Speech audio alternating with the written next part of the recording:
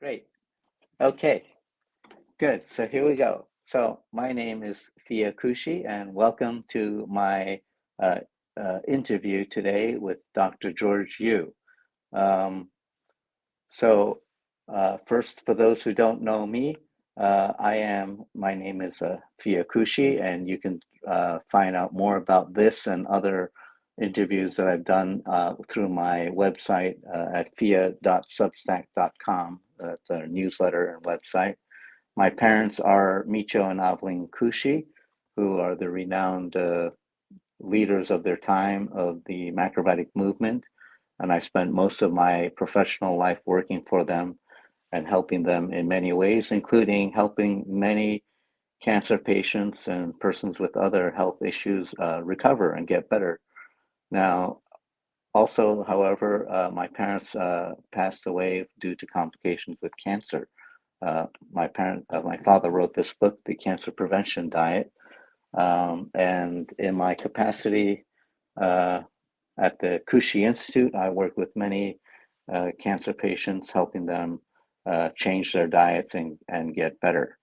Now, so there's a uh, I recently did interviews with my brother Norio, um, who had been diagnosed with cancer, and I recommended that he follow the protocols of Dr. George Yu.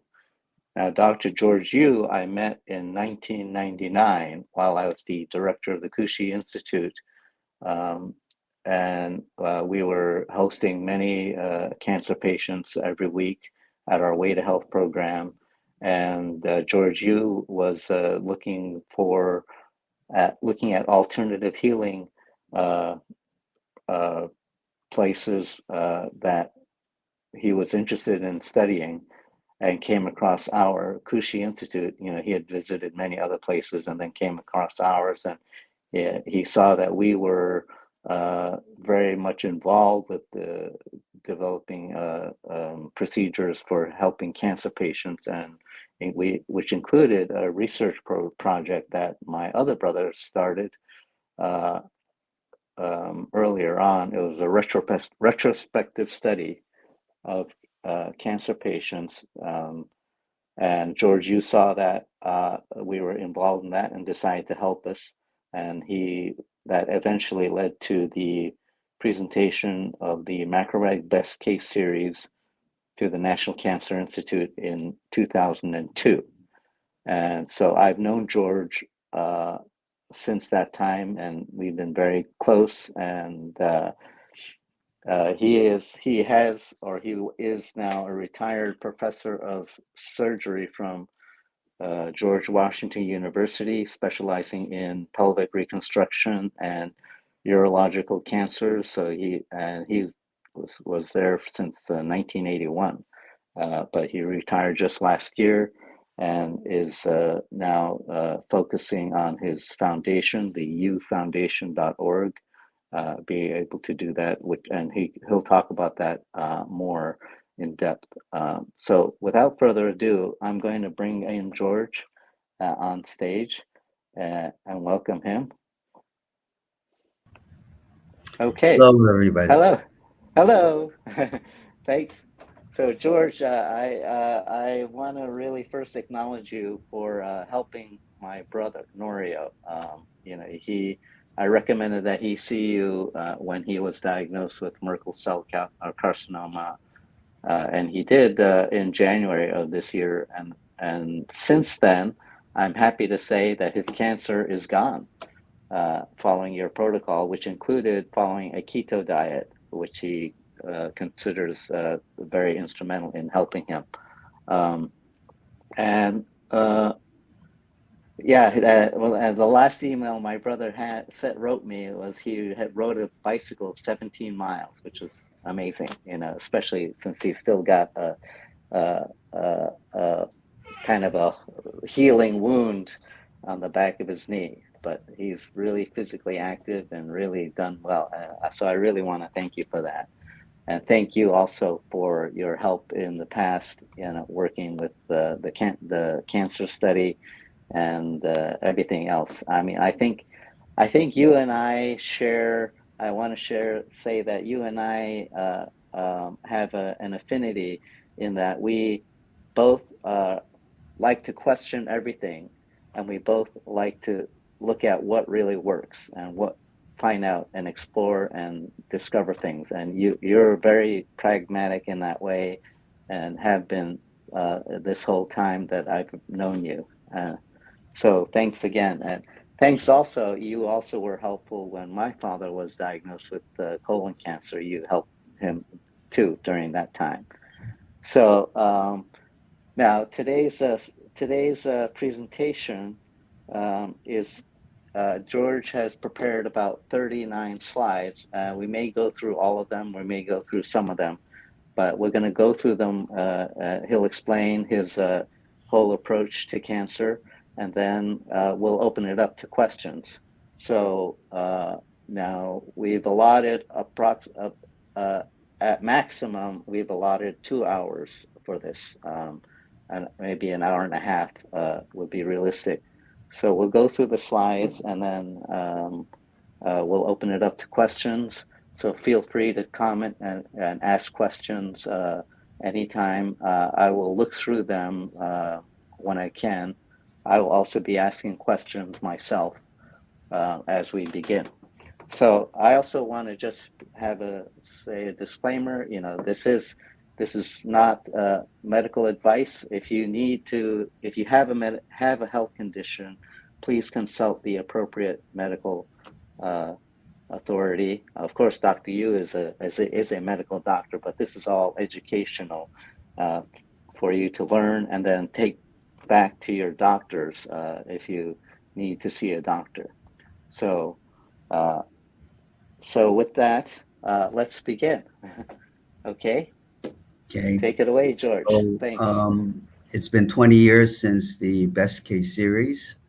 And, the reason why I wanted to do this with Theo was because out of respect for Michio, who was a pioneer, Larry, who accumulated over 300 cases, and most of all, I would give credit to Thea for being truthful and courageous to acknowledge the fact that perhaps the macrobiotic formula is not the only way to do things. And there's a lot of new things that we have to consider. And that's what I did. I don't know everything, and I'm not the most published person in the world. I'm not a famous pioneer in cancer research. But one of the things that I've had a lot of experiences is in trench work, from missionary work to institutional work to private practice, even to Alaska, where I just found out that they have the highest rate of colon cancer in the world, 100 per 100,000. It's something that you would not have guessed, nor I, except the higher ups invited me to spend 10 days with them. And the first 3 days, I already found three colon cancers right away. So, what I'm saying Right. is that there's a lot of things that we don't understand, and perfect lectures don't always cut it. Yeah. Now Truth is easy to you find. mentioned you mentioned that in Alaska, and you mentioned a place in Africa where the colon cancer rate is Well, uh, it's non existent. I work with Steve O'Keefe at Pittsburgh, and we both have had experiences in Africa, and the incidence is none. I would say it's maybe 4 out of 100,000. So I never wow. saw it. I saw typhoid fever with perforation of the bowel as a surgeon, but I never saw polyps, and I never saw diverticulosis, and I never saw colon cancer. In the United States, it's more like 40 per 100,000. Hmm. But when I went to the Yupik tribe, who I like a lot, they're only about 30 miles from Russia.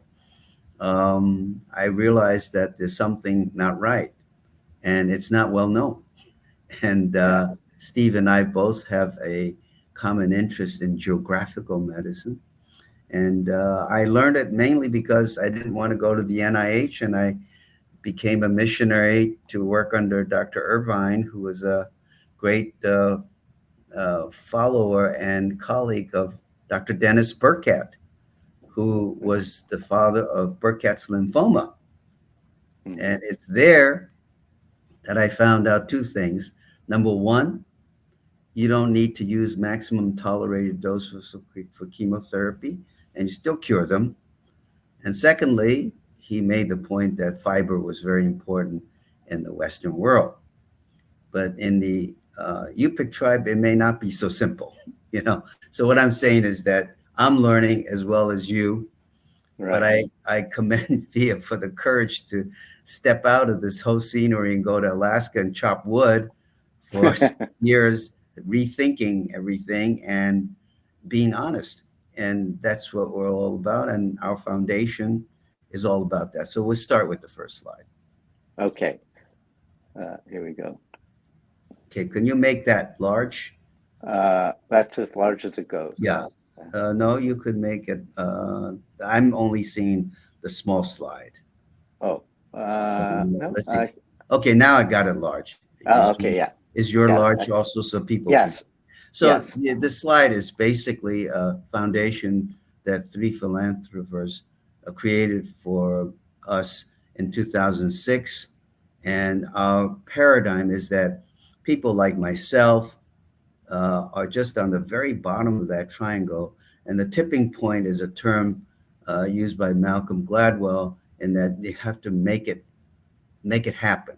The tipping point is all the people above the scientists and the doctors and the health experts, the journalism, what Thea's doing to make it a public awareness. So that's what I'm focusing on now that I just retired from George Washington and I'm free to talk about these things and really hopefully make a bigger impact. Okay, next slide. Go ahead. So this is 2,000 years old. This is nothing new. 病从口热. It's a Chinese statement that most of diseases starts from the mouth down, even though we depend on eating to survive. But it's also some of the bad effects that come with it. Next slide. And I tell you one thing. I didn't want to make this a formal lecture. I want it to be a sharing. So I'll skip some of the slides, but this is one thing that I remember from Michio. He said, you must read, read, and more read of other disciplines. And I've done that. And you must remember that all of us, including the most famous people, become a reductionist. They think of what they know and they think that's it. Even in microbiotics, I remember Micho told one of the people there, he was piling brown rice all over his plate. He says, you shouldn't eat that much. And I knew that the people in macrobiotics were on the skinny side, kind of slim and not chunky. And I knew that they were practicing some kind of calorie restriction.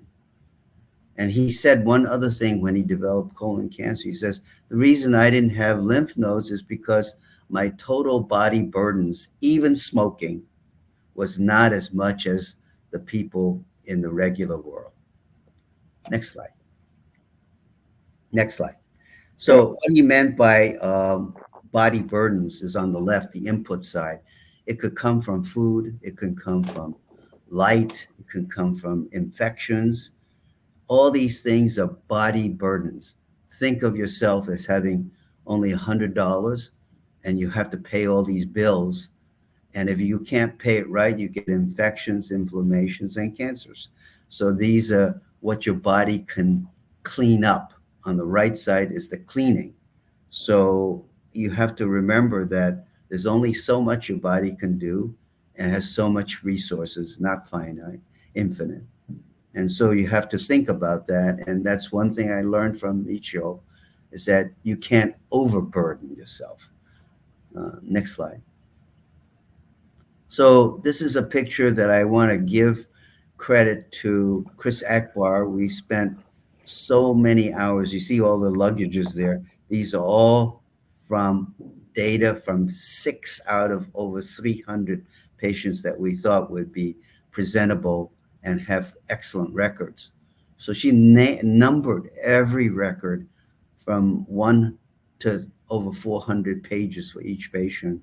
And so we would make it the audit. The audit is what I did, so that Right. the people saw it, could understand it very quickly without referring and say, maybe I can find out. The people on I the left are some of the survivors, and of course, Micho, and on the right is where the conference took place.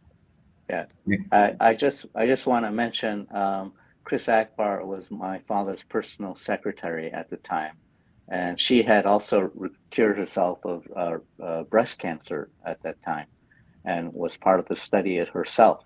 And the other thing I wanted to mention is the 300 cases that my brother had picked out was from a pool of over of maybe 5,000 cases that had gone through the Kushi Institute and had consultations with my father and some of the counselors, and 300 of them were called because they had documented evidence of uh, being diagnosed with cancer and then having been documented as having been in remission. And then Dr. Yu, had chosen six out of those because that we didn't need to get the Well, medical. I had to interview all of them. I had to make Yeah, sure they're still alive, and I yeah. had to make sure that I knew the surgeons. One of the cases was a melanoma, and one of the surgeons who operated on the patient was a colleague of mine. He told me what he did.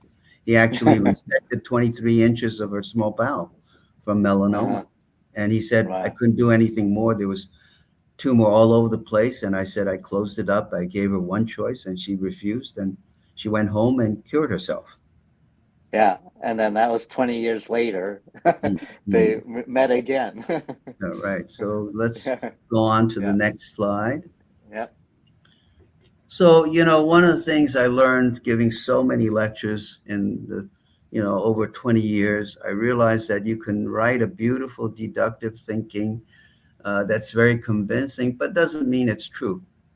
It doesn't mean it's reality.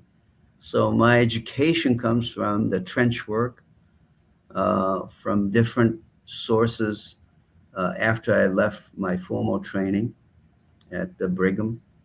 And it's a reflection of what I think that I could share with you. It's not all accepted, but experience has a lot of truth in it. Next slide. So, truth comes in many forms. It usually comes in the beginning as an unknown to professionals. Somebody senses something's wrong, can't explain it. And then it gets to the next level where the professionals start noticing it, but they have to publish it, they have to write case reports, and then all of a sudden, after 10 or 20 years, it becomes a truth that everybody accepts after all the studies have been done. So it takes a long time. So, what I'm saying is that a lot of times truth doesn't come easily, but you know it when you see it. Experience is everything. Next slide. So, my approach is something that I think I agree with Deng Xiaoping, who basically modernized China. He said, white cat, black cat, if it can catch mice, it's a good cat. So I'm not stuck on having only double blind studies because penicillin was not a double blind study. So the Chinese term is 白猫黑猫可以抓老鼠是好猫. So this is his approach to uh, the reality of life. And I take it the same way. Same. Okay. Next slide. So, what I say is science. I don't mean a discipline. It has to be reproducible. You have to be able to reproduce it over and over, replicate it with the same conditions. And that's science. It could be in cooking, it could be in color, it can be ceramics, it can be in farming, and there are many ways to do it. But I just tell you that penicillin was not a double blind study. Next slide. So when it boils down to when I audited many institutions, and I looked at all their cases, and it's about the same. It's about 40% success rate, about a third non-compliance, and the other third we never figured out what it was, even though they did practice it. So calorie restriction means cutting back on food. We know the science is over 100 years old, and nobody will ever deny it. No professionals will ever deny it. And the person who did the most work was Roy Wolford in the center page, and his disciples, Spindler, Longo. This came out of Biosphere 2, cost $150 million and more by the Bass brothers. And on the left, you could see Spindler, who says that even 2 weeks of cutting back the calories that you eat will change about 15,000 gene expressions. It's amazing. And when I Wow. first read this, I said, wow. And the human experiment was to the right. Hmm. And you Okay. see on the bottom what he looks like when he was eating everything. And then when he went to calorie restriction, he looked skinny, just like Right. many of the macrobiotics people, but they have a shirt on. Uh-huh. But if you don't do that, you're not really practicing a form of calorie restriction. And this has been shown from worms all the way to mammals. And he was the first one to show it in humans that all the parameters of disease goes away, just about Hmm. everything in 2 years' time. Next Hmm. slide. So basically, the concept is simple. If you practice calorie restriction, and this is 100 years old, you will delay disease and you will live longer. Okay. The people who ate a lot died earlier. This is well known. The only thing that professionals always say is you can't do it, you can't accomplish it. Okay. Hmm. Next slide. Right. So when I look at everything, this is a very important slide that you should take a picture of. And it's by Mary Linder. And you see the blue line where the sugar drops by calorie restriction. Immediately, you see the green line of fatty acids coming out. Hmm. So it's a substitute fuel. Your body Hmm. will adapt. That's why you have fat. Fat Hmm. is a lightweight energy, much more than bone, muscle, or joints. And you see the red line is called beta hydroxybutyrate. This is the most important end product of free fatty acids. And Hmm. that's what ketones are. And that's what Hmm. basically ketosis is. When you cut back on the calories, you immediately go into that. So that's why you're not chunky and chubby. All right. Hmm. So this is already practiced by Micho, but the people who practice it sometimes ate a little too much. Next Hmm. slide. So it isn't like Micho did something wrong. He did it right, except it could be refined better. And one of the Okay. things that we found is that visceral defatting at the same time as cancer regression. Now, there's a symbol up there, your newsletter podcast, that's blocking some of the slides, Fia. Oh, Okay, okay. remember that. Yeah. But Yeah. you could see one case in which, if you look at the abdomen cross sectional, you see dark spots next to the white spots on the 2002 picture. And 2005, it becomes less. And then at the very end, 2008, there's none. It's all colon that's dark. You see that?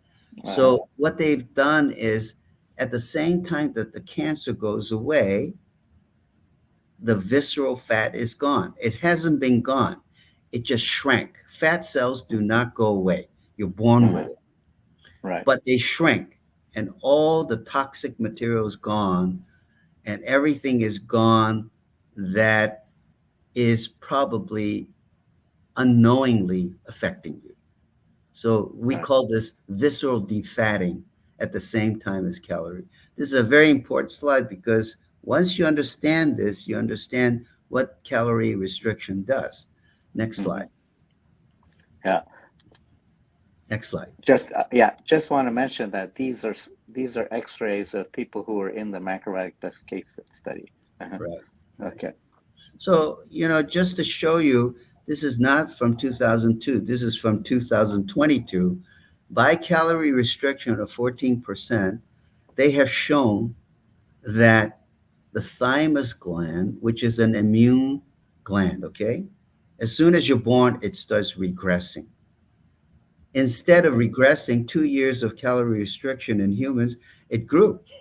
You see that on the right? Yeah. So this is a beautiful illustration of how calorie restriction works. So the question you have is, why did it not work in certain people? Next slide. Hmm. So I knew that even then, Bob, who was a runner, even when I visited the Kushi, he kept saying he fractured his bones all the time eating strict macrobiotic. And when he added oils, it got better. So I knew already there was something wrong, but I didn't know what. Okay. But even at that time, there was something missing. Next Hmm. slide. So when I boiled down Lily, Aveline, Akbar, Michio, and others who failed, one of the things that stood up in my mind is the salmon story. The salmon is one of the fish that swims uphill under tremendous adrenal stress and dysfunction until they have none.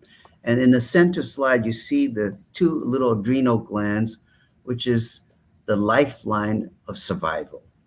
If you don't have these adrenal glands, you die. And as this becomes decayed and injured, the whole concept of calorie restriction benefits are gone. So I let you just think about that. A good book is The End of Stress as We Know It by Bruce McEwen at the Rockefeller Institute, who really understood this.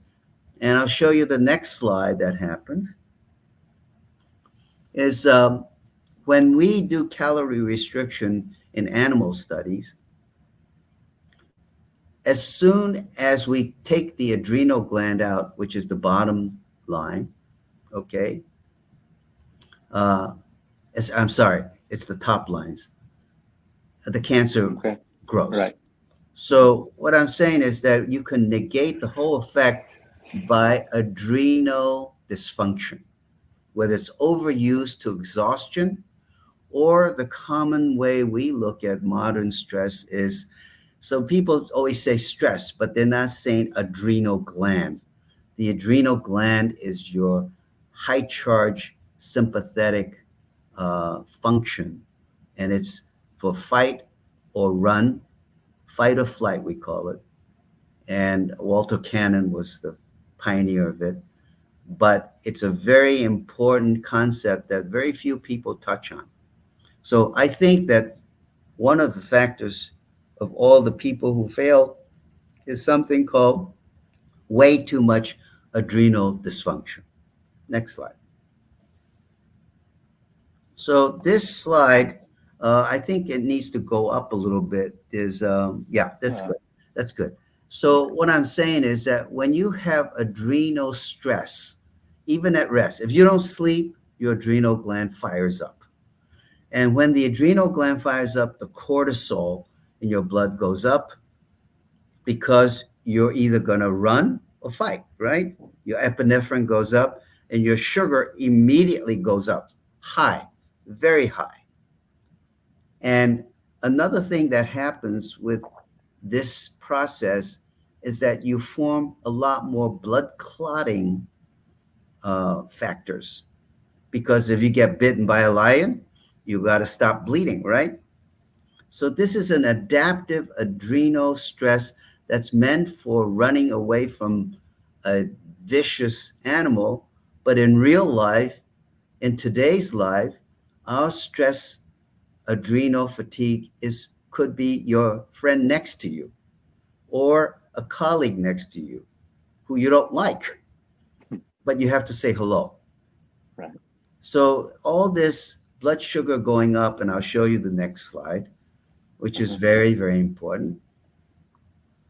And I'll tell you this, just look at this slide, but I just want to touch on a few things. At the time in 2002, we just didn't have all these new concepts being accepted.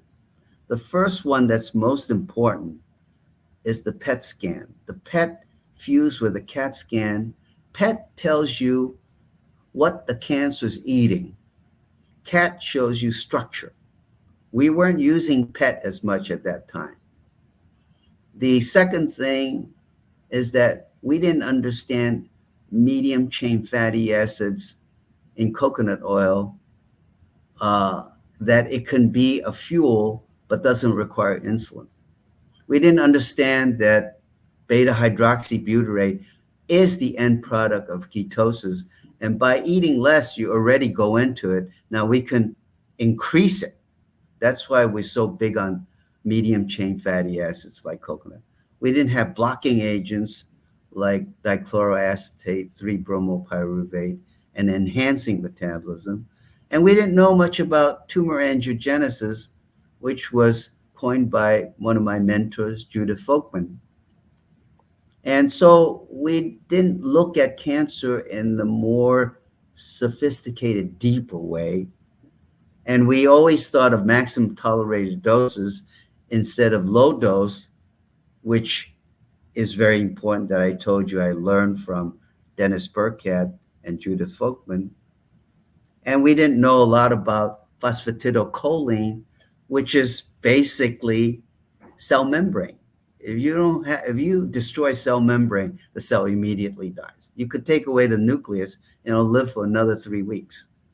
Mm. We didn't know Interesting. anything about the bacteria in your body. Mm-hmm. We didn't really understand sex hormones because at that time we were just beginning to find out some bad effects of synthetic hormones. Mm-hmm. And we didn't know how to clean yourself out except when we did the 9/11 experience using niacin and heat. We could actually get chemotherapy out. Mm. So we didn't know a lot of things. And the last thing we didn't know is what the French Dr. Bigot says, if you decrease the dose of anything, you can decrease the side effects. And I'll get into that later. Mm-hmm. Next slide. Okay. Hmm. So this is a news letter from the Johns Hopkins magazine for medicine. And I wrote to them and I said, the article explains in a wonderful detail the landmark discovery of high metabolic uptake of sugar in 90% of cancers. Why is this so important? Because we are a world of objective measurements. We want to repeat it, reproduce it. To talk about it is what we call oftentimes anecdotal, though it has a lot of value. So what we Mm-hmm. did was the biggest discovery was to use something called fluorodeoxyglucose, which is a fake sugar, an analog, we call it. And it goes into the body, and the cancer cell, wanting to eat a lot of sugar, will take that up by mistake. And so you'll see the cancer lighting up right away. Okay. Mm. So this is a major breakthrough in the advances of nutrition because we realize that it's the sugar that the cancer has to eat. And if it doesn't have sugar, then it goes after a thing called glutamine amino acid. Next slide. So make it really simple. We believe, and that's my group, my foundation, and a lot of people believe that it is not the nucleus of a cancer cell that propagates it and starts cancer. It's the mitochondria. And mitochondria looks like little cigar shaped things, which produces all the energy. If you didn't have it, you're dead. And the cancer cell to your right, you could see that their mitochondria is abnormal. We feel that cancer is a normal cell that senses that there's less and less oxygen and finds a way to survive without oxygen, with less oxygen. So you could see the detail 60% glycolysis, meaning pure sugar, and 40% is oxidative phosphorylation. So we already know that why nutrition is so important. And these mitochondria were once bacteria because they look like bacteria. They have a DNA, and each cell can have two all the way to 5,000. We only have one nucleus. And the Right. next slide really puts the cap on our thinking. Next slide. And this was done by good work by William Schaefer. And I say this so importantly is because it's the information that's published that makes you understand so people can share that information. And here's a busy diagram, normal cell and a cancer cell. So what do? They move the cancer nucleus to a normal cell, and they moved a normal cell nucleus to a cancer cell. What happened? The second generation shows that it's not the nucleus, but something outside of the nucleus that causes that next generation of cancer cells. You see that? On the right, they became cancer cells, even though the nucleus was normal. This is a Right. classic study, and all the references are below that. Yeah. But this That's made fascinating. people understand ah, it's not the nucleus, and people still talking about the nucleus. They have Right. interactions, but just remember you have about 5,000 mitochondria in each cell, and they have their own Uh-huh. nucleus and DNA, Mm, and they replicate, mm, and it's mm, inherited from your mother, mm. came from a bacteria. So this is William Schaefer's greatest contribution to medicine. Right. Next slide. So this is a busy slide that I put in from the U Foundation, but I said, what did we learn from all these audits? We learned a couple of things. The CAT scan, let me just go right to the second one. The CAT scans shows tumor shrinkage within 3 to 6 months. And Mm-hmm. while we see the visceral defatting that I showed you. Second thing is everybody has to lose about 10% of their body weight. Mm, Next thing is their sugar goes between 70 and 85. And now we have monitors, which we call Free Libra 3, and you put it on a patch on your skin, and you will check your blood sugar every second for 2 weeks mm. automatically. We Amazing. also know that the insulin level drops, and the Mm, hemoglobin A1C, which is a way to check a sugar tail on your red blood cells, goes down to 5. Okay, mm, so we know all these things already that has made it possible for us to understand. And the next piece is that F18F fluorodeoxyglucose is the is the contrast that we use to check how active the cancer is eating sugars. mm-hmm. Okay, so these are Okay. all there, and you have to read to understand it. Go Right. ahead, next slide. So these are my two great teachers, George Cahill and Mm-hmm. Richard Veach. And Richard Veach just died 3 years ago. And beta hydroxybutyrate is the end product of all ketogenic diet. So people who are practicing calorie restriction were already in ketosis, but we can accentuate that. Okay. Mm, Why is why is beta hydroxybutyrate so powerful? Because it doesn't require insulin, and it's a fuel that the brain and the heart loves, muscles love. mm. You see that the arrows there, the two Yeah. arrows on the left and on the right. These are all beta hydroxybutyrate, and it feeds the body well. In fact, if you starve a person and just give them beta hydroxybutyrate, they can live for 2 weeks. That study Right. was done. So now we have all this other information that we didn't know then. Next slide. Mm-hmm.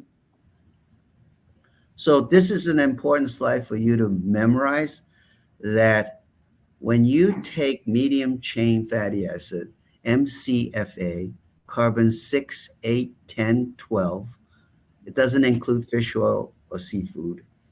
This goes into your stomach, into your small bowel, and goes into the liver and gets converted right away to ketones. And Mm. that's what you hear about in the news all the time. Ketones, ketones. And it goes right to your cell and makes ATP, which is your energy molecule, without sugar or insulin. So now you have a substitute fuel. And what George Cahill did was, is it possible to live without sugar? And that is a more advanced thinking in the science of nutrition. Next slide. Mhm. So basically, fasting is kind of a modern concept of people who live with way too much food in the refrigerator. And it was popularized by Volta Longo. Basically, what fasting does, it puts you into a way in which you start using fat metabolism or ketone metabolism instead of sugar and glycogen. So when you Mhm. sleep, let's say you go to bed around 7 p.m., you wake up the next morning. If you eat breakfast, you replenish the sugar and carbohydrates. Okay? Mhm. So if you don't and you exercise or go for a quick cold swim, we're not eating. Mhm. If you wait till noon, you have depleted all the sugar and carbohydrates and glycogen from your liver. And now you're using all fat. Remember that Mhm. diagram I showed you in the beginning? It's Yes. using ketone. So now you Mhm. got into the second reservoir of energy. And this Mhm. is what we did as hunter gatherers. We starved and we ate and we starved. And the women had fat because they had to survive to reproduce. If they didn't Right. have that fat, they could not make ketones. So it's an Yeah. evolutionary adaptation to life Mhm. without a refrigerator. Right. Okay, Yes. next. So another concept that I like to present to you is uh, I was privileged that Kumi-san from Japan and a couple of other people invited me to Japan to really look at misos, the miso production. And what is miso basically in its raw form is basically enzymes. And Mhm. when I was when I met all the people, I contacted all the people, and then I took a trip to Japan, looking at the mom and pop miso makers all the way to the giant Amano, which is was a pharmaceutical company which makes over 700 enzymes worldwide and is the Wow. leader. Okay, so what does that do? A concept that I like to show you on the next slide is something that was popularized by Nicholas Gonzalez and Pamela Goodwin under the Kelly protocol for enzyme therapy. And I should point out that for Norio, what we did was we finally convinced him that he has to stop eating noodles. Lisa, one who orchestrated that, and started giving him oils like medium chain fatty acids. Okay. So that was the first, he was reluctant about that Uh-huh. until he did not do well on just immunotherapy. Mm. And then she was able to convince him to work together and switch to not necessarily animal food, but to Uh-huh. oil. Now Uh-huh. he's eating animal food, but Lisa is the one who told me she's giving him a lot of medium chain fatty acids as a And fuel. that's in the form of coconut oil. Huh? Coconut oil is the simplest way to do it. If you want to get beta hydroxybutyrate, it's also available. By the way, Tour de France last year, everybody used beta hydroxybutyrate. Oh. So it Mm. isn't like it's new. It's very, very powerful as an energy source. Mm. The difference between what Pamela and Nicholas used was animal enzymes. And you could see on your right, plant enzymes are basically from first the koji, which has bacteria in it. The Mhm. second stage, in which they use Aspergillus oryzea, a fungus, and they can make all the plant enzymes that way. And the beauty of that is that they can work with pH of 2 all the way to 8 to 10. Mm. Whereas our own body, mammalian enzymes, can only work at a pH of 8. See Uh-huh. that? Yes. What they use is high pH, high dose, meaning Mhm. they would take over 40 to 70 enzymes a day when they're not eating. So it goes Mm. systemically. And Mm. I have experience with that, and I know that works. And so this is a form of immunotherapy as we now know it, because at that time they didn't know it. But Dr. Kelly cured himself of pancreatic cancer this way. Mm. Okay, so Mm. I introduced that to Norio also. And what's surprisingly great, and I don't know all the answers, but I Right. know what other people practice.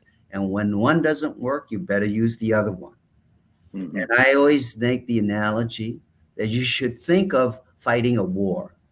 Mm. You don't send the troops in right away. You first cut off their water supply against the Mm. cancer. Then you cut off their food supply. Mhm. Then you give them a disease.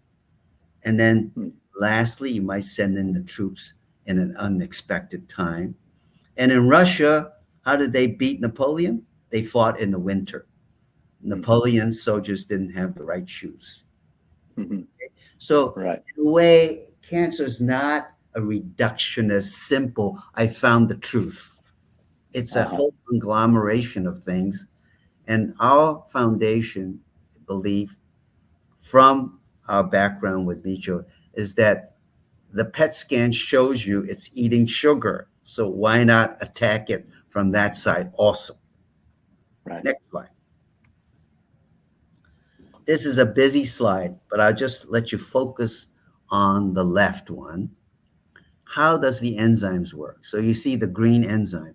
How enzymes work is they change their shape.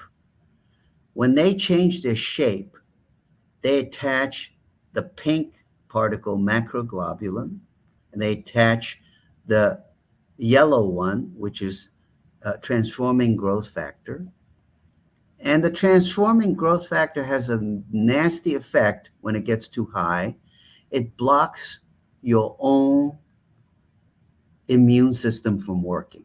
You see that on the top Mhm. arrow? Uh, Now, when mhm. you put the enzyme all together with it, it unblocks it.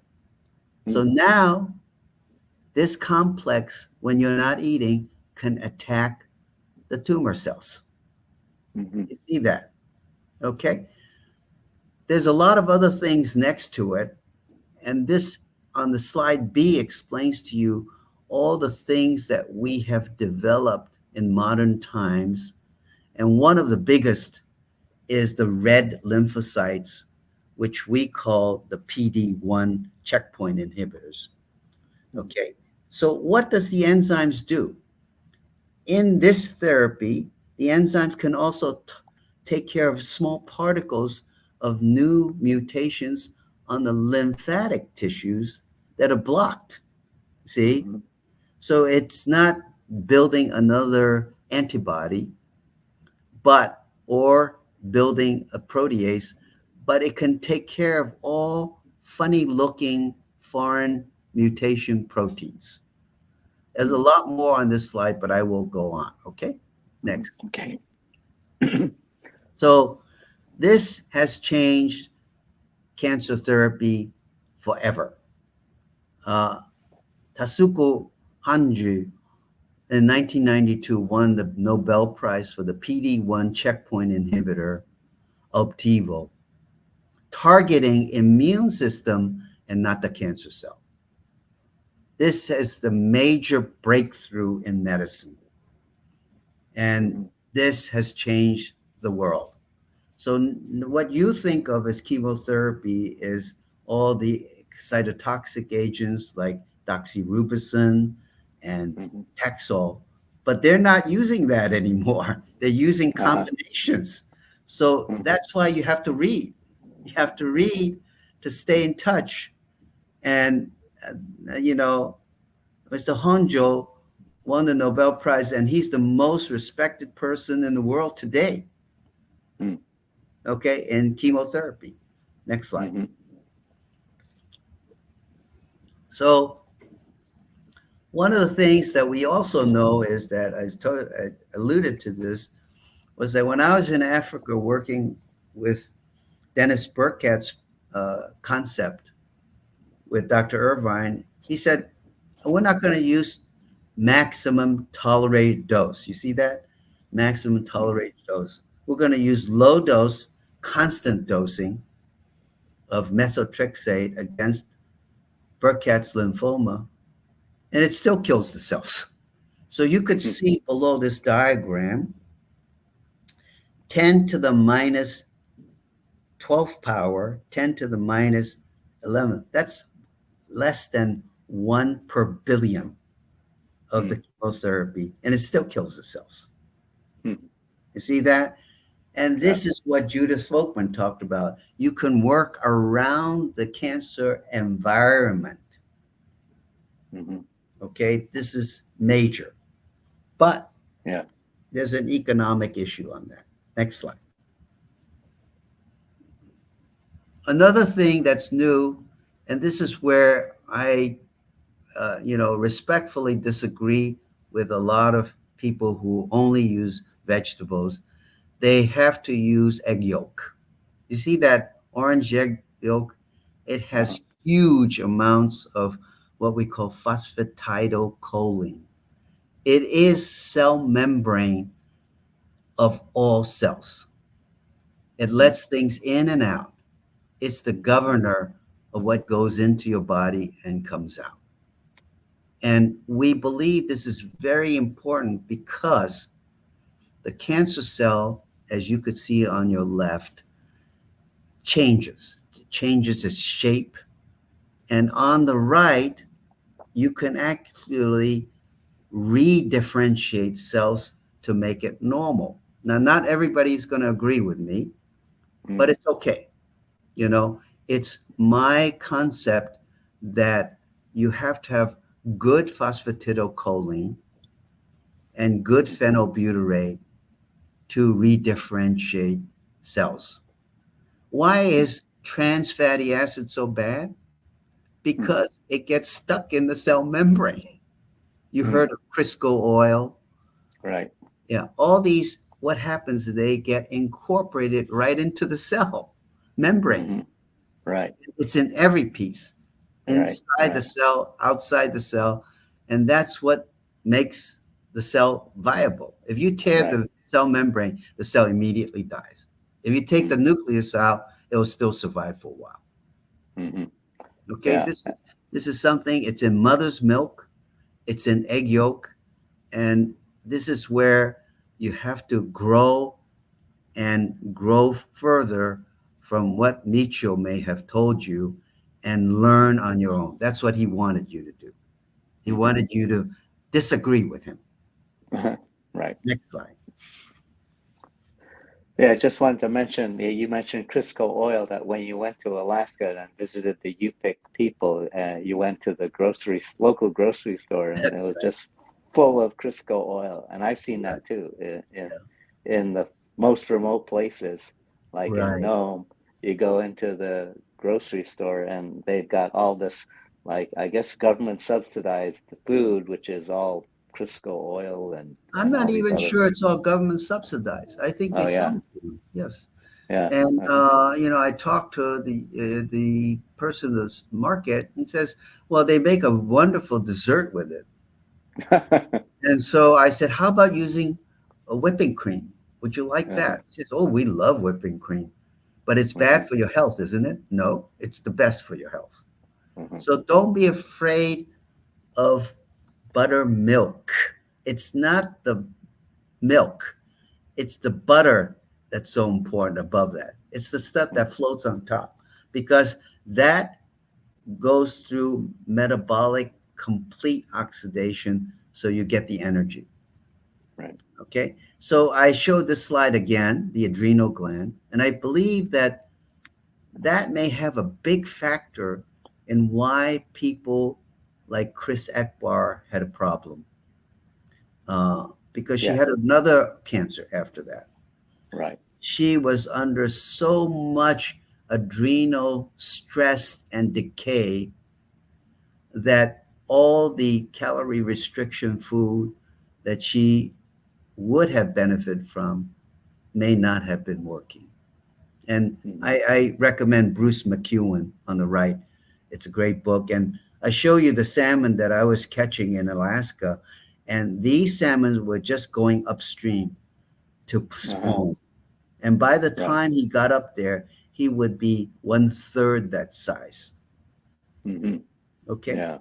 So this is something well known. And Hmm. we live with adrenal fatigue every day in our lives. Yeah. Yeah. I I can imagine that most people live under stress or some Yeah, kind of some kind of uh, stress. And the funny thing is, people say stress, but they don't say adrenal. They right, don't right, talk about adrenal, adrenal gland. right.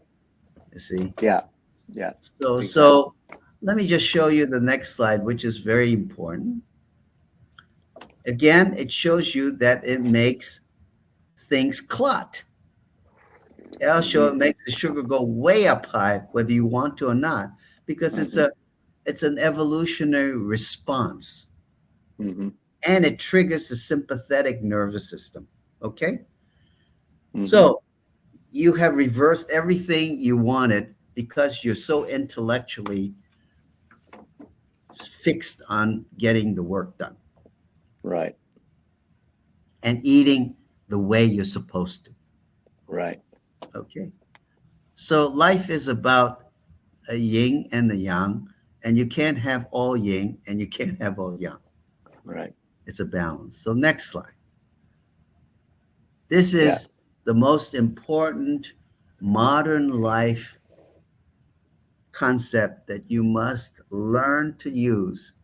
And Stephen Porges probably should win the Nobel Prize. And he Hmm. did something on infant babies and study RSA, respiratory sinus arrhythmia. When you inhale, you stimulate the sympathetic chain and your heart rate goes up. When you exhale, your parasympathetic works and it slows down the heart rate. And this is an inborn vagus nerve. Vagus nerve is one of the 12 cranial nerves that goes from the brain all the way down to your anus. It Hmm. supplies all the organs and touches it. What's so special about the vagus nerve in the mammal? See, on the left is two branches of the vagus nerve. One is myelinated and one is not. The primitive animals, like reptiles, are unmyelinated. They respond right away. The myelinated has the ability, with a big brain, to negotiate the sympathetic explosion. It Hmm. tells the sympathetic to take over.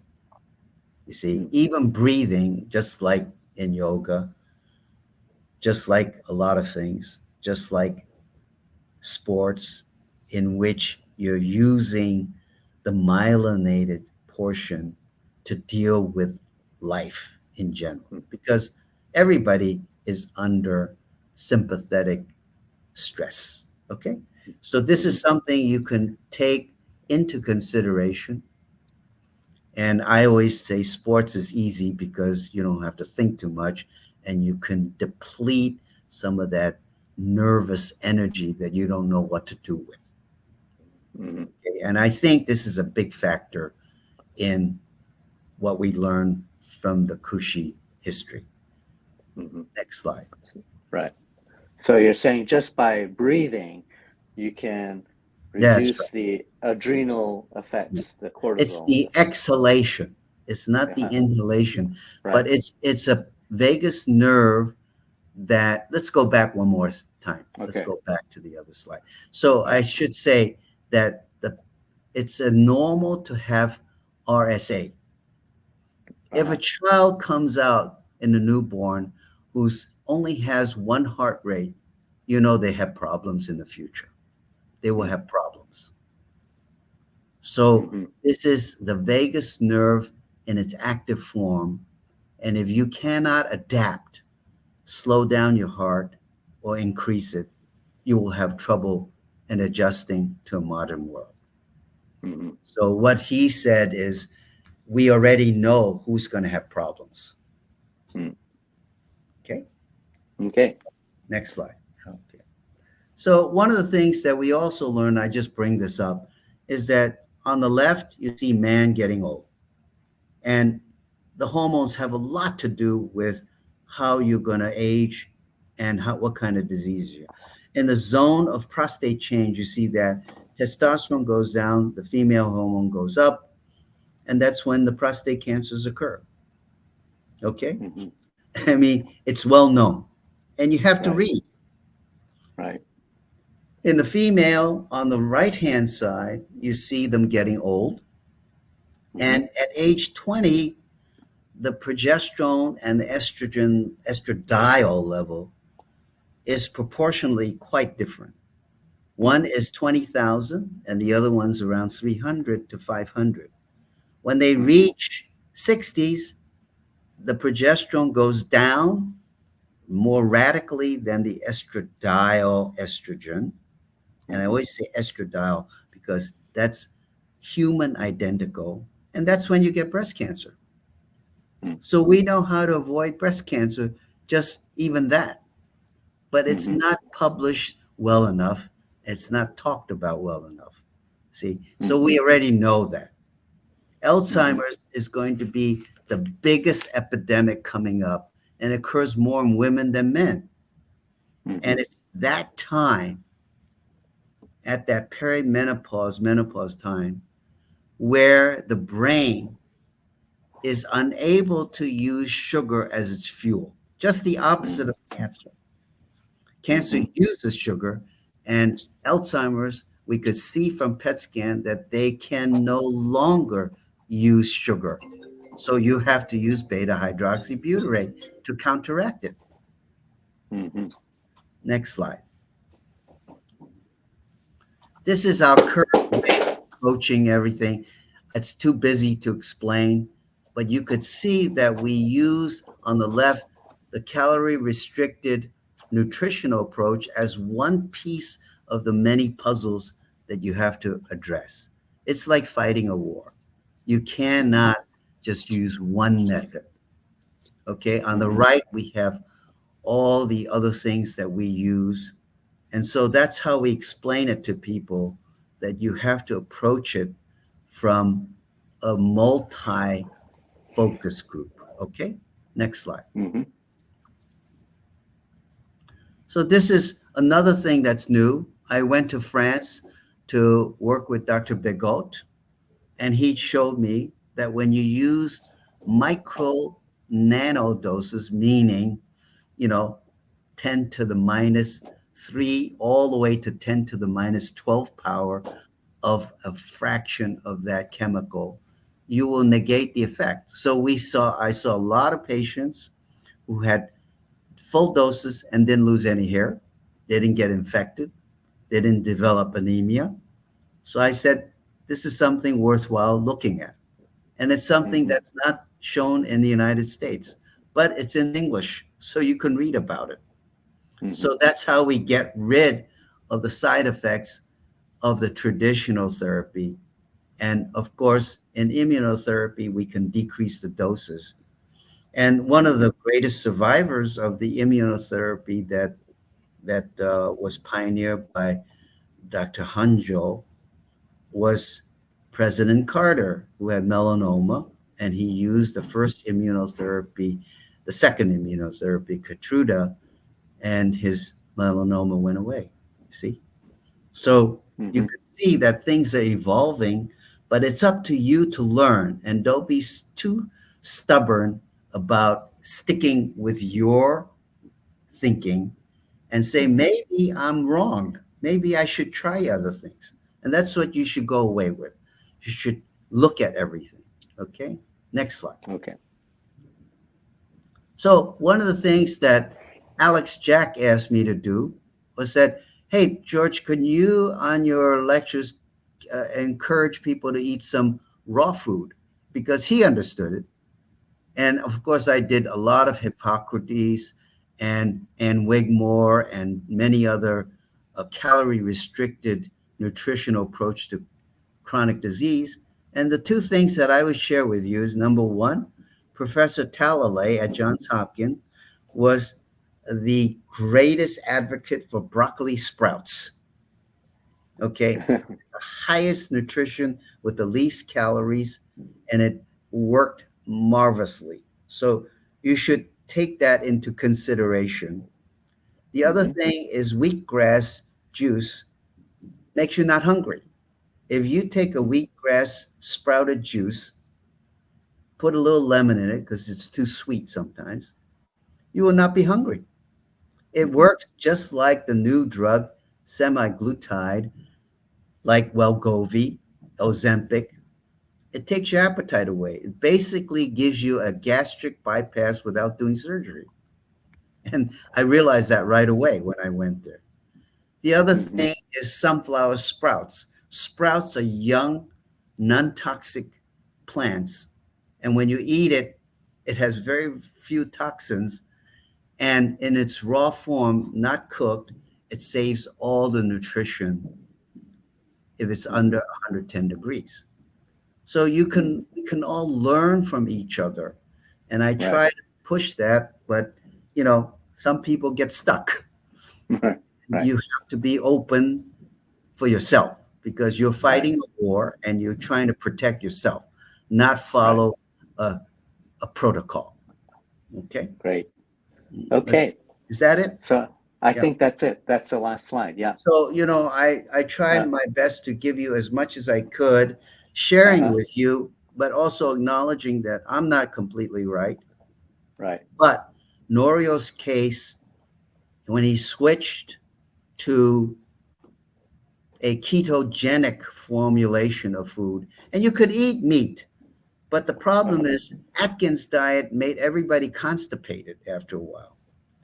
It gave them bad breath because they had all this food in their colon that were not digested. So you have to take enzymes with it.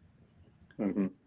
It's much better to use medium chain fatty acids, which is the real ketogenic diet. Okay. Okay. And the second thing was he started using protease enzymes.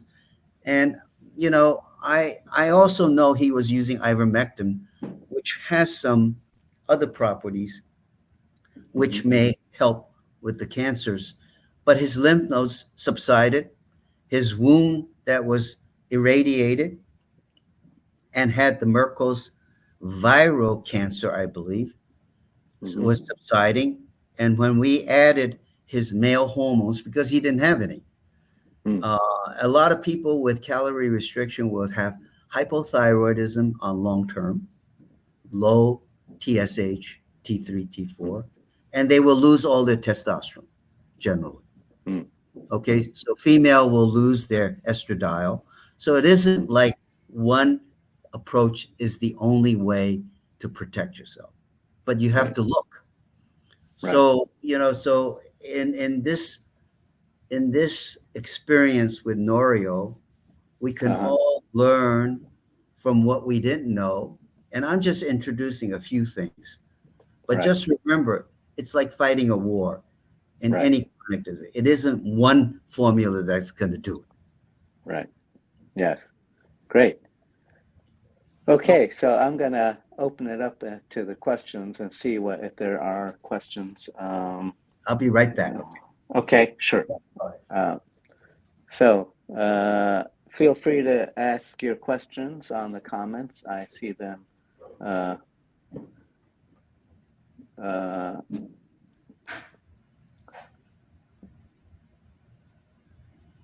okay. We'll wait until he comes back. If you need to take a break.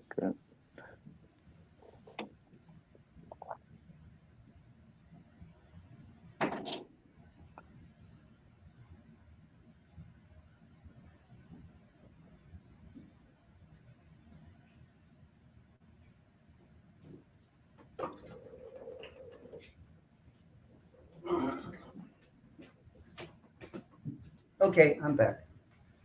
Okay, so we're just going to go right down the list of starting with the first question, which is from Leonard Jacobs. Do you think, Dr. Yu, that all cancers are related to nutrition or excesses? No, no. As I Uh, showed you in my presentation, there's the mitochondria, and the mitochondria can be infected. It can be right, inflamed. It can be right, from nutrition, and uh, usually it's too much nutrition. right, right. It's one Also piece from, of the puzzle, but the PET scan really made it accepted by the whole world. uh, meaning the positronic, Uh, uh, uh, its PET scan means a positron emission tomography, which tells right, you what the food that the cancer is eating. It's not yeah. the structure. Right. So even so, the damage to the mitochondria could come from a number of different That's places. right. It can come from Uh-huh. irradiation. So just remember, Uh-huh. there's 5,000 mitochondria in each cell. Each Right. cell has Right. its own DNA. The chances Yeah. of mutation is very high. Right. Right.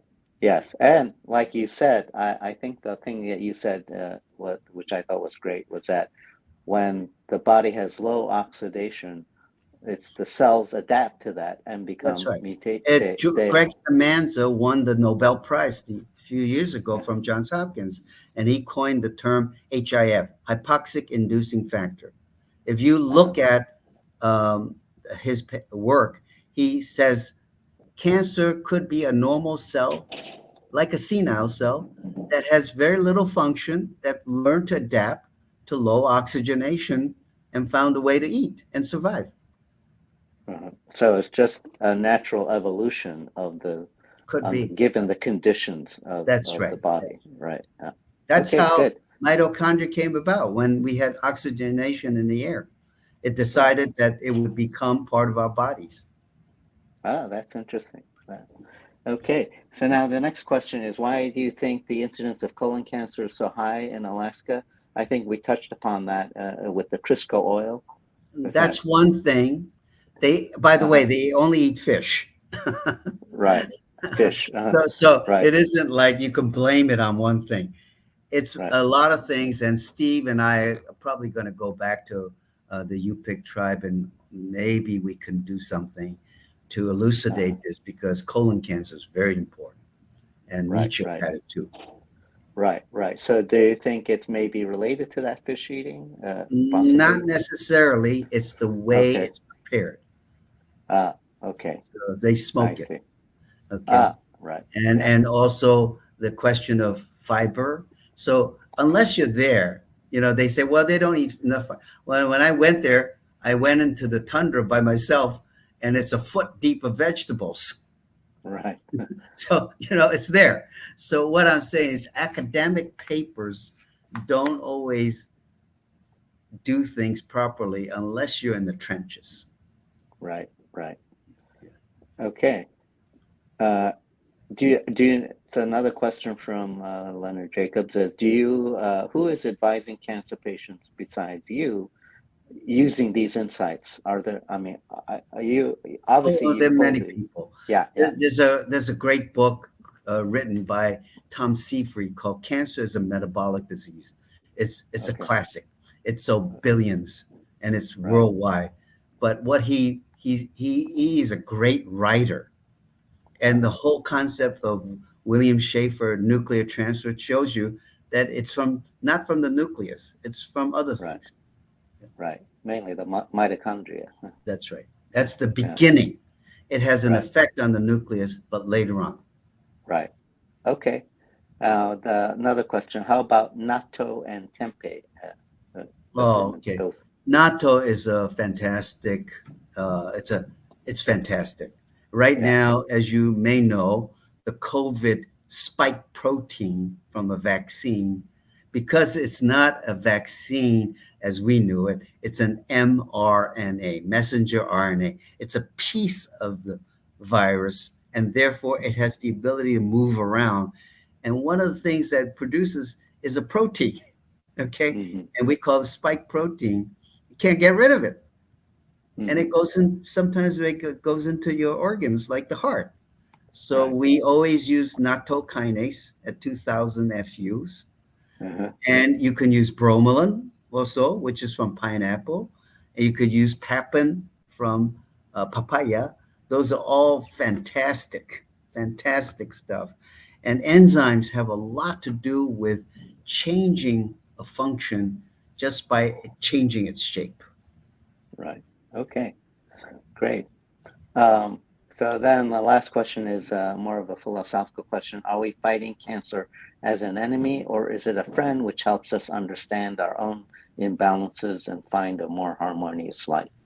Uh, Good question, because uh, I don't know all the answers, nor do right. the experts, nor the Right. guys who write double-blind studies.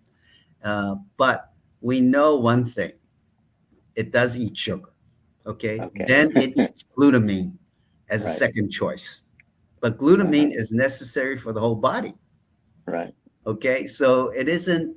It's an evolution of us understanding that it may not be a disease; it's a process that's going on. Right. And Uh-huh. as I said, Alzheimer's is another process that's coming. We're going to see an epidemic of it because we're already doing PET scans on so many people who are perfectly normal, but they forgot to turn the stove off. Mm. What Dangerous. do you mean? Yeah. What do you mean by that? They forgot to turn the Well, stove off. the brain's not working. The brain Oh, is okay. no longer working. So Uh-huh. we know this 10 years before you get the real memory loss. We could Wow. check it right away. Yeah. Wow. Okay. So perhaps we should do a whole nother episode on Alzheimer's. I think that might be helpful. Um, okay. Let's move on. Uh, so then another question from Cynthia Vaughn. Why is the macrobiotic diet also able to remit cancers? It seems to be opposite of these insights, but I think you've answered that in terms of the calorie That's restriction. right. Uh, There's a concept. It's 100 years old. Nobody will uh-huh, contest it. They just said got it. you can't do it. Okay. And That of course, what Michio caught was one of the macrobiotic people piling on the brown rice because he's hungry all the time. right. Uh-huh, See, yeah. they were And overdoing it. the other thing you mentioned was the miso, how beneficial that is. It's an Uh, enzyme yeah. effect. Yeah. And Yes. and as I said, the enzyme effect may be an immune effect. Yes. If Uh-huh, you do look at the science, it shows it that the yes. protease enzyme, when you're not eating, Hmm. goes into the bloodstream and does that. There's a good book Right. out by the Kelly Protocol by Pamela, just came out last week, and Right. you can check on that. Okay. The next question is how about children, cancers in children, like with leukemia? Hmm. Would this be helpful, this protocol or Well, if approach you be do a helpful? PET scan, you know immediately. Uh-huh. You see, That, you could tell right away. Okay, uh-huh. and yes, the metronomic chemotherapy is another way of giving chemotherapy.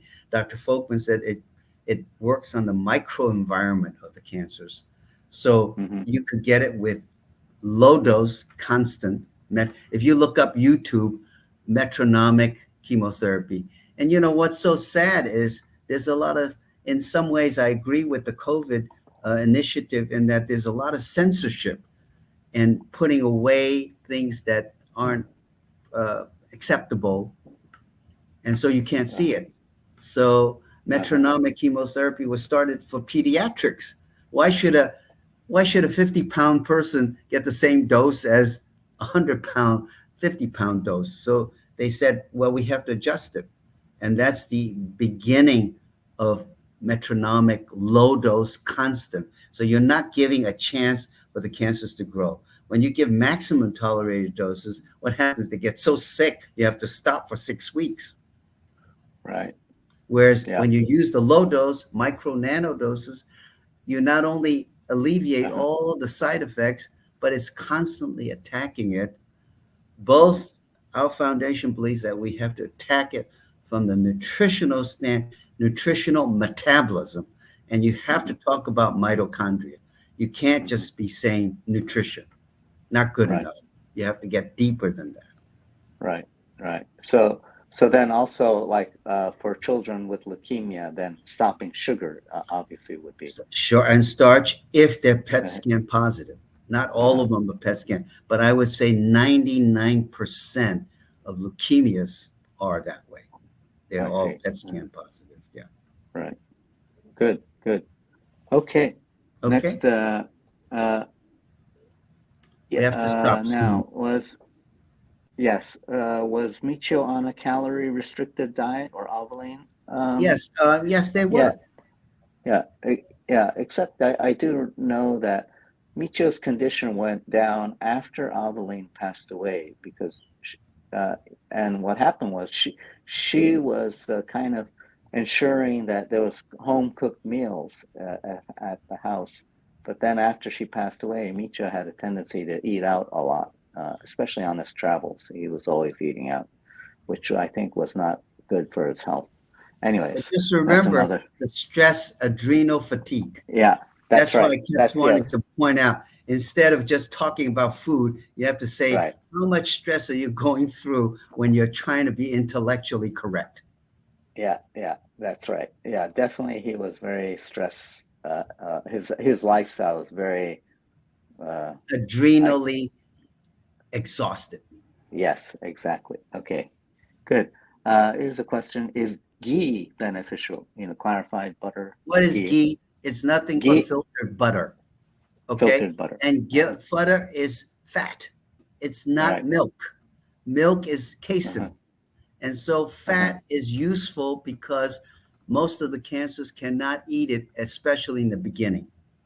uh-huh, Okay. So when you use mitochondria oxidative phosphorylation, which we call Krebs cycle, uh-huh, the cancers don't use that. They only use fermentation. right, right. You have to know the science so you could speak and talk intelligently with each other. Mm-hmm. Okay, good. Now, there's another question from Marion. If the adrenals are so important and sleep affects the adrenals, what do you recommend for getting a good night's sleep? Well, Uh, I'll tell you one thing that's obvious. Once a woman passes age 50, her likelihood of constant sleep is low because she has no more progesterone. mm, Progesterone is a GABA receptor that tells your brain, shut up and go to bed. mm, mm, Not only that, progesterone has an antidepressive effect by the production by the liver of allopregnanolone. That's another area that we're focusing on, is not to be using Prozac because Prozac makes allopregnanolone, mm, which is the same thing as a byproduct of your natural progesterone. So sleep becomes critical for women, especially once they finish with the first part of life after babies. mhm, right. So that Oh, affects the adrenal gland big time. right. Uh-huh. So I think we answered this one. Oops. Oh, hey, we can put these right up there. What do you No, think no, directly? that's too big of a that's too big Yeah, of a topic. a question. Yeah. Okay. But just remember what William Schaefer did, Uh-huh. Which was which was the nuclear transfer studies. right. Okay. That so You it was know, you know more than that. We made a cartoon in the U Foundation.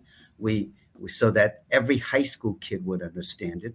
We also have the Toot seminars, 100 hours in which you could get for nothing practically. We spent $500,000 making it digitized. So you could get all that from the ufoundation.org. That's our Okay, public service. right. Okay, next question is, can you clarify what one can do to avoid or at least treat Alzheimer's? The most important thing is as you women get it more than men, okay? Uh-huh. And you need to understand your hormone profile as you get older because the hormones affect your brain tremendously. So you need to understand that the hormone profiles you can get from even independently with zrtlabs.com, and you can do finger sticks and you can get your whole profile and know how old you really are right away.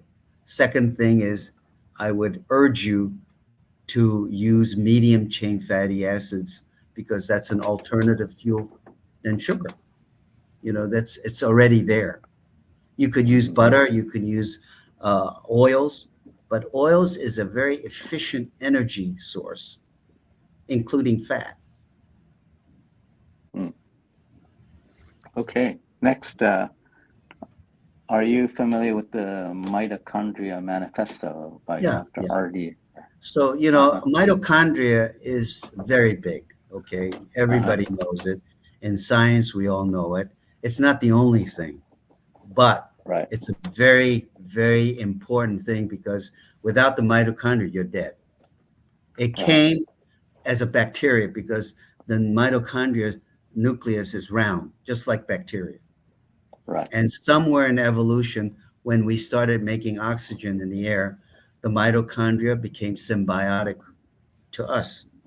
We became Mm-hmm. part of it, and the mitochondria gave up some of its functions in the nuclear part and became an energy source. So Okay. it's a long history by this gal named Margolis, and she talks about mitochondria, and it's in that book. But it's huge, but it's the first step that we believe is the cause of the change in the cellular function and survival. So maybe even then the gut microbiome might be Absolutely. Yeah. important Yeah. Very important. in As a matter of promote. fact, there's a Uh-huh, gal named Dr. Erdman at MIT who does all the work on microbiome, and she's published so much profound work. And she's the one who uh-huh, said in Crohn's disease, we use fecal implant. And right. she's one of the pioneers. Fantastic. Great. Okay, good. So now there are more sources of medium chain fatty acids other than Right. coconut. There are many sources of it, but this is the easiest. In Sri Uh-huh, Lanka, nobody, not many people have heart disease. Okay, uh-huh, because that's all they have is coconut oil. Medium chain fatty acid is a form of coconut oil that's a liquid. They select uh-huh. out this carbon. So just remember, lauric acid is an antibiotic. Okay, we could kill viruses with it. Mm, Okay, we could kill bacteria and fungus by breaking the chain, the membrane. mm, Another one is called caprylic acid, carbon 8. These are all small chains, and anything that can make small chain fatty acids, because in palm oil there's some that can make that, and you could mm, use these oils as a fuel and put it into your food, and it's fantastic. It's the best thing going in your life, and you should mm, learn and look at it. There are quite a few different ones, but I can't spend all the time going over. But you can look at it. But we have people.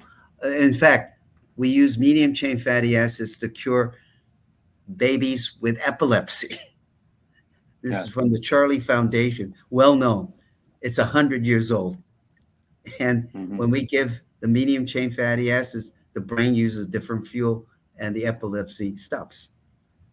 mm. Can you imagine a mother watching her baby bite her own tongue off because Oof. of seizure? Right. It's very hard. And Uh-huh. this is one of the best therapies, yet nobody uses it anymore. We still Mm, have Charlie Foundation, and it's well known. Good right. stuff. Great. Okay. Next, how about genetics? What about genetics in cancer? Oh, it's huge. But the genetics, when you say the word genetics, are you talking about what kind of? Are you talking about the CRISPR is the biggest event. They changed the nucleic acid, just the Uh-huh. AC, thymidine, uh, Right. adenine, and guanine and cytosine. Is that level? It's huge, but Right. you got to understand that we believe the first thing that happens is the mitochondria DNA goes bad, Mm-hmm. and then the nuclear DNA, which is Right. huge, goes bad. Mm-hmm. So they Right. they they work with each other. Okay, the Okay. genetics from the DNA of mitochondria is only 15,000. Easy. Mm-hmm. That's why there's 23andMe, there's Right. Ancestry.com. They can easily Right. pull that apart. Okay. Right. Right. But what I'm saying, the nuclear is much more complex, but there's a lot of nuclear that's not even used. But Uh-huh. it starts as an environmental injury or an adaptation. Everybody old has less oxygen in it's not red blood cells, it's your oxygen tension. How much Mm-hmm. oxygen can your body take? It changes. Mm-hmm. Mm-hmm. So once it changes, evolution changes. Just like Weston Mm-hmm. Price said, when you give a cat soft food, their jaw shrinks. Okay, Mm-hmm. so evolution is occurring as you and I are living. Why is the Mm-hmm. COVID vaccine so different? Because it's taking a piece of the protein made by the virus, and it's called messenger RNA that makes the protein. And now you have a much more versatile genetic material and made into a vaccine. It's not attenuated virus anymore. So this is a big topic, big. You can read all about it, but we believe that the mitochondrial DNA has an effect. And in fact, another Japanese researcher showed that prostate cancer mitochondria has no genes anymore, no genetic circle anymore. And Mm-hmm. he just died, and he was at University of Alabama. Okay. Next question is what about psychological issues? And I think we kind of covered that with Yeah, in terms of the adrenal yeah. The just influence. you got to remember the adrenal gland. What people don't talk about, they say, "Oh, I'm under stress." They don't say it's the adrenal gland. And the Mm-hmm. perfect analogy or the model is the salmon. They just Mm-hmm. deplete their adrenal gland as they swim upward Uh-huh. to spawn. That's the classic uh, analogy for adrenal exhaustion, fatigue, and death.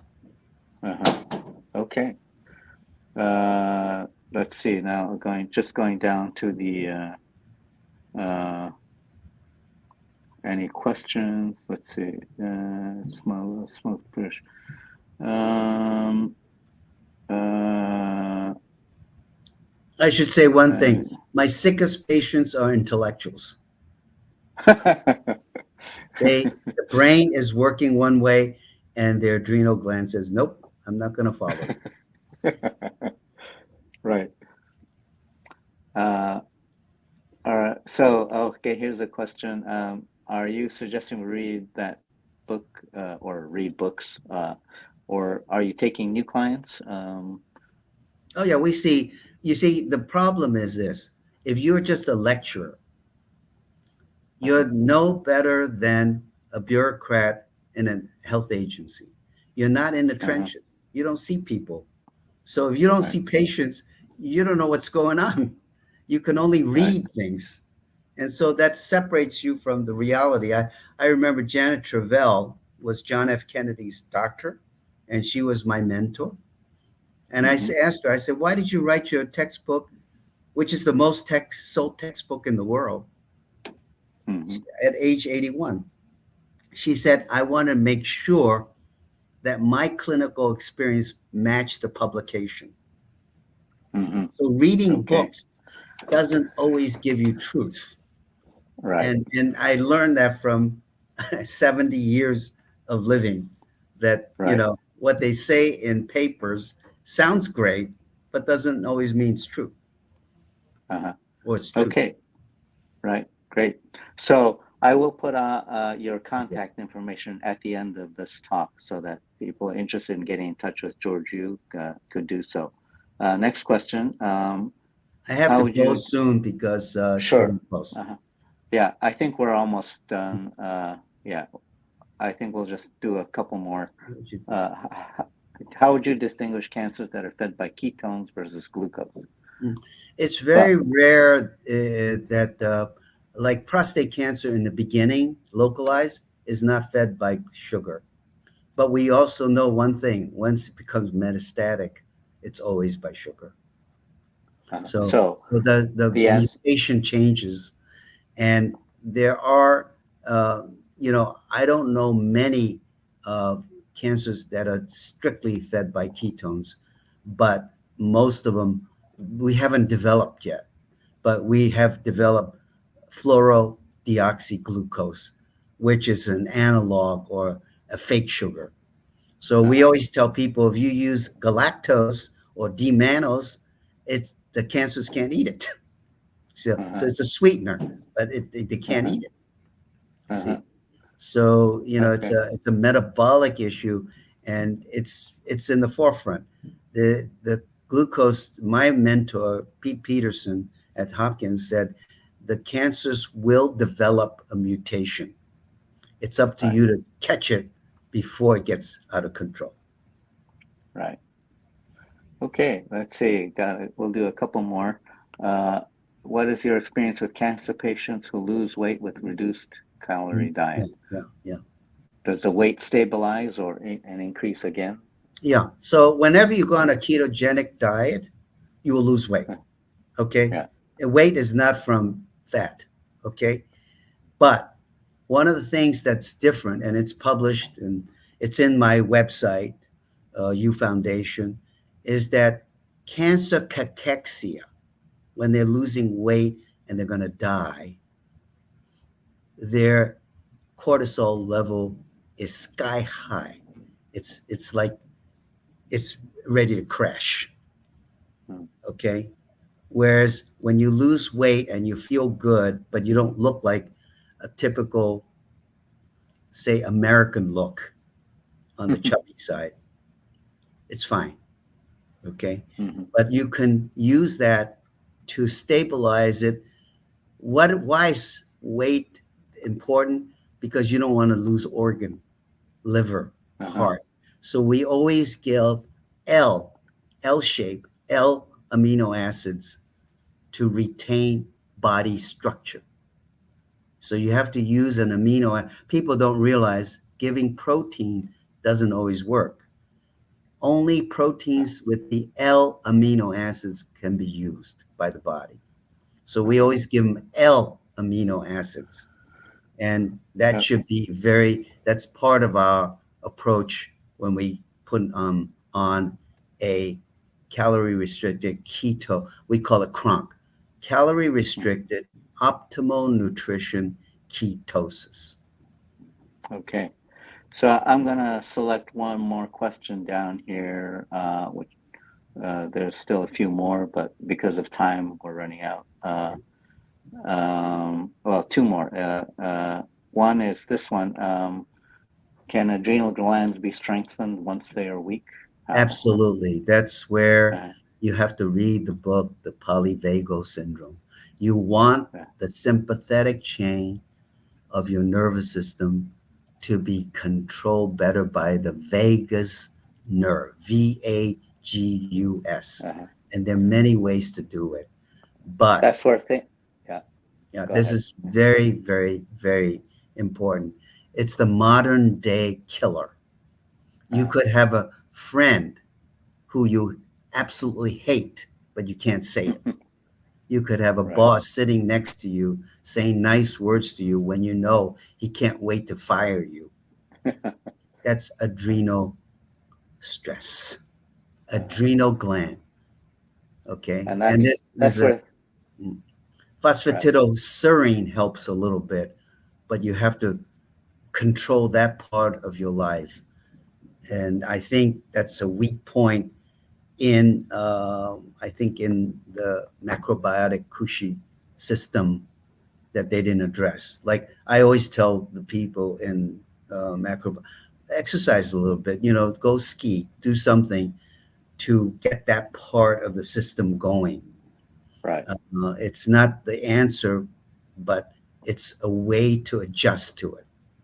Right. So like breathing, meditation, exercise, Yeah, the yoga, exhalation, the yeah, slow exhalation. exhalation is clearly parasympathetic stimulation. Right.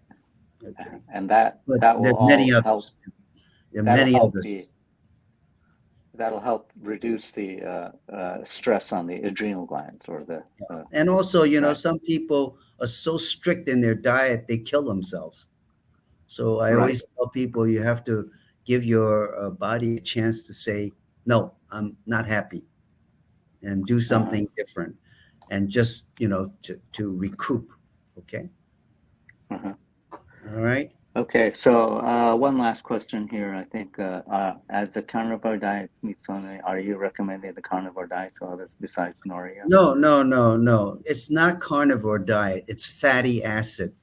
So you have Okay. to remember Atkins diet is a carnivore diet. The problem is it's very hard to digest all that food once you pass the age of 40. So you have Uh-huh. to use enzymes. But the Right. carnivore diet does not use sugar or starch. It's correct. But it's much better to use a perfect medium chain fatty acid to help you. Now, you could still eat the meat, but what I'm saying is that we, and at least in America, eat way too much meat. So Mm-hmm. that's why I believe the colon cancer has a lot to do with it. Okay. Right. Okay. So I think we'll stop there. Okay. We've Great. got a couple. Uh, do you have any last words you'd like to say, Dr. Yu? No, I think please just think of this as sharing of ideas, making you think broader and not be so strict in the way you approach things, and take what you see in the news as pieces of the puzzle, and it's all involved with all chronic disease. As I said, the Right. next one coming is Alzheimer's, Right. and be ready for it. And you have to protect yourself and get a PET scan if you think you're losing your memory. We have many ammunition. Look at the TOOT conference. Dr. Veach, who passed away, was my patient, and he's the one with George Cahill who developed beta hydroxybutyrate. So it's all there, but you have to open up your mind and open up your scope so you're not just reading everything about one area. And that Right. helps you a lot. It does help. Great. Okay. So I think there's an opportunity here for us to organize maybe another Yeah. one or even two more talks, like the. So I'm Uh, going to have to go now, and I okay. appreciate it. And thank you. And I think we want to open this up so it's not, again, a lecture type. We want you to Right. think Right. about it. Okay. All right. Yes. Okay. Okay. And I'm going Good. to leave now. All right. Okay. Thank you, Dr. Yu. Thank you. Thank you for being with us. And let's do this again. Yeah. Okay. All right. Yeah. I'll leave you. I'll remove you. Bye. Okay. Thanks, everyone. I'm going to put up Dr. Yu's contact information here.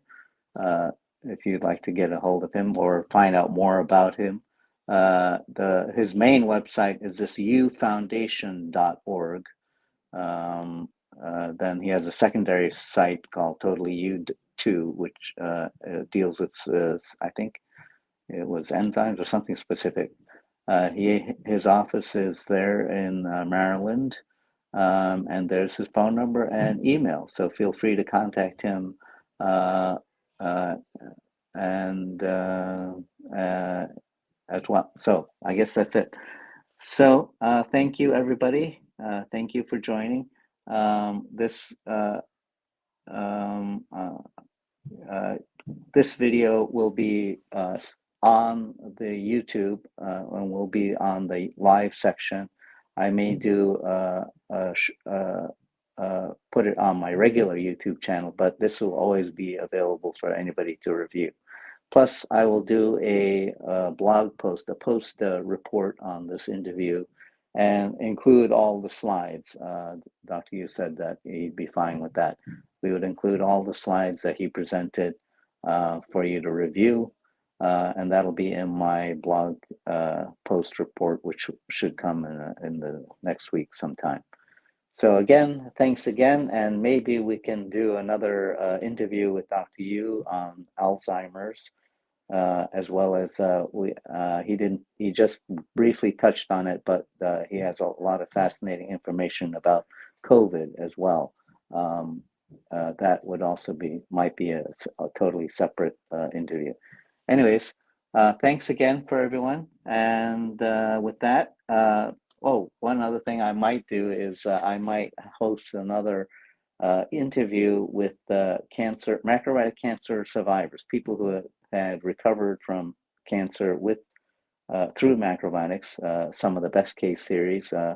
If you are one of those and are interested in joining in another live interview, I can host about 10 people, including myself, on an interview like this, and we can do kind of a roundtable where people share their experience and how they uh, how they were able to recover their cancer using macrobiotics. That might be interesting for people on a personal and anecdotal approach.